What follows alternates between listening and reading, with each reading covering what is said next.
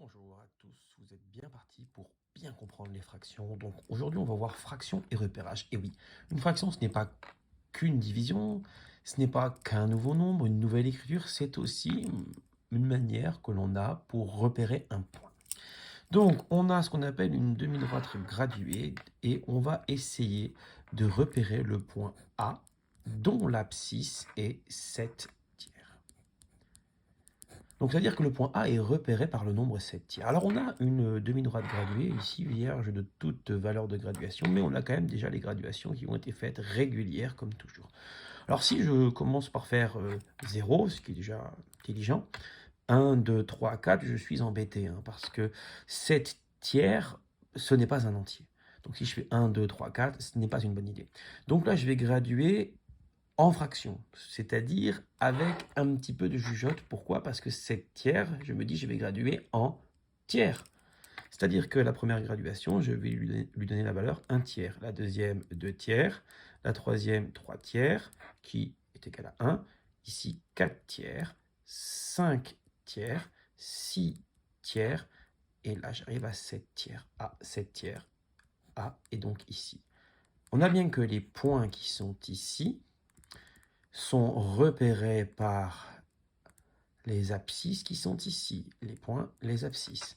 Abscisse, c'est un nombre. Le point, c'est un lieu géométrique. C'est un endroit, un point. Voilà, il est là, le point A. Il est bien repéré ici. C'est bien 7 tiers ici. Alors, vous voyez que j'ai été malin. J'ai découpé en gros l'unité entre 0 et 1, parce que 3 tiers, c'est 1. Je l'ai découpé en 3, tout simplement parce qu'il fallait placer des tiers. 1 tiers, 2 tiers, 3 tiers. Bon, ici, je n'ai pas les tiers à placer. Mais j'ai quoi à placer? J'ai 6 septièmes. Bon, on va imaginer un point B qui est repéré par l'abscisse 6 septièmes. Donc, finalement, je dois graduer en septième, puisque ce sont des septièmes. Enfin, c'est un nombre écrit en septième. Donc, ici, c'est toujours 0. C'est le départ.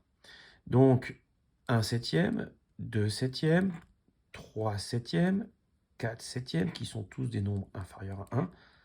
Et je vais arriver à 7 septièmes. Voilà.